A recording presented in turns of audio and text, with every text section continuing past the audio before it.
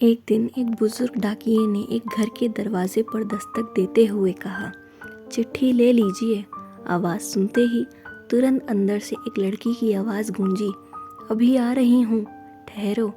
लेकिन लगभग 5 मिनट तक जब कोई न आया, तब डाकिये ने फिर कहा, अरे भाई, कोई है क्या? अपनी चिट्ठी ले लो, मुझे और बहुत जगह जाना है, मैं ज़्यादा देर इंतज़ार नहीं कर सकता।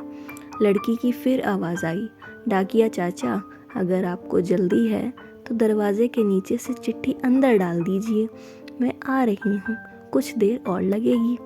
अब बूढ़े डाकिये ने झल्ला कर कहा, नहीं, मैं खड़ा हूँ, रजिस्टर्ड चिट्ठी है, किसी का हस्ताक्षर भी चाहिए।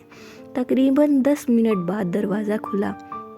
डाकिया इस देरी के लिए खूब झल्लाया हुआ तो था ही, अब उस लड़की पर चिल्लाने ही वाला था। लेकिन दरवाज़ा खुलते ही वह चौंक गया और उसकी आंखें खुली की खुली रह गई। उसका सारा गुस्सा पल भर में फुर हो गया। उसके सामने एक नन्ही सी अपाहिज कन्या, जिसका एक पैर नहीं था, खड़ी थी।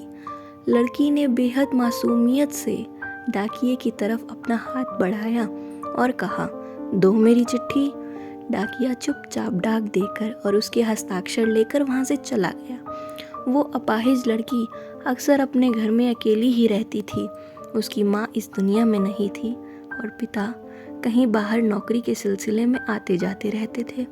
उस लड़की की देखभाल के लिए एक काम वाली बाई सुबह शाम उसके साथ घर में रहती थी, लेकिन परिस्थितिवश दिन के समय वे अपने घर में बिल्कुल अकेली ही रहती थी। समय निकलता गया। महीने 2 महीने में जब उस लड़की के लिए कोई डाक आती, डाकिया एक आवाज़ देता और जब तक वह लड़की दरवाजे तक ना आ जाती, तब तक इत्मीनान से डाकिया दरवाजे पर खड़ा रहता। धीरे धीरे दोनों के बीच मेल जोल और भावनात्मक लगाव बढ़ता गया। एक दिन उस लड़की ने बहुत गौर से डाकिये को देखा तो उसने पाया कि डाकिये के पैर में जूते नहीं हैं। वह हमेशा नंगे पैर ही डाक देने आता था।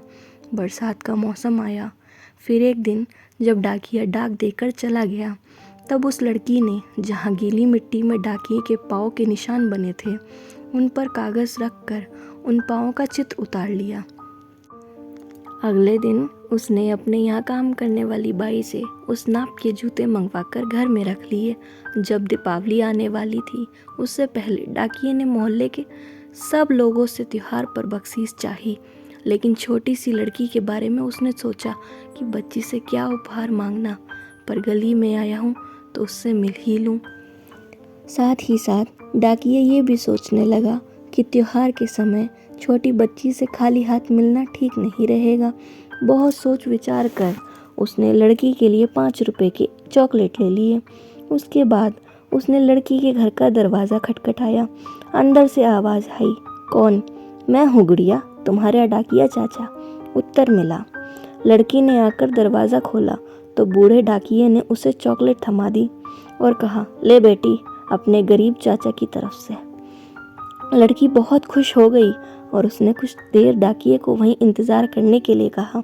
उसके बाद उसने अपने घर के एक कमरे से एक बड़ा सा डब्बा लाया और उसे डाकिये के हाथ में देते हुए कहा, चाचा, मेरी तरफ से दीपावली पर आपको यह भेंट है। डब्बा देखकर डाकिया बहुत आश्चर्य में पड़ गया। उसे समझ नहीं आ रहा था कि वह क्या करे। कुछ देर सोचकर उसने कहा, तुम तो मेरे लिए बेटी के समान हो, तुमसे मैं कोई उपहार कैसे ले सकता हूँ बिटिया रानी। लड़की ने उससे आग्रह किया कि चाचा, मेरी इस गिफ्ट के लिए मना मत करना, नहीं तो मैं उदास हो जाऊंगी। ठीक है, कहते हुए बूढ़े डाकिये ने पैकेट ले लिया और बड़े प्रेम से लड़की के सिर पर अपना हाथ फेरा, मानो उसको आशीर्वाद दे रहा हो। बालिका ने कहा, चाचा, इस पैकेट को अपने घर ले जाकर खोलना। घर जाकर जब उस डाकिये ने पैकेट खोला तो वह आश्चर्यचकित रह गया, क्योंकि उसमें एक जोड़ी जूते थे।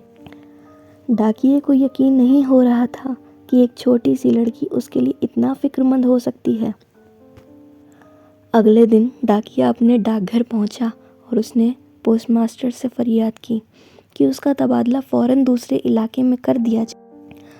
पोस्टमास्टर ने जब इसका कारण पूछा तो डाकिये ने वे जूते टेबल पर रखते हुए सारी कहानी सुनाई और भीगी आंखों और रुंधे गले से कहा, सर, आज के बाद मैं उस गली में नहीं जा सकूँगा।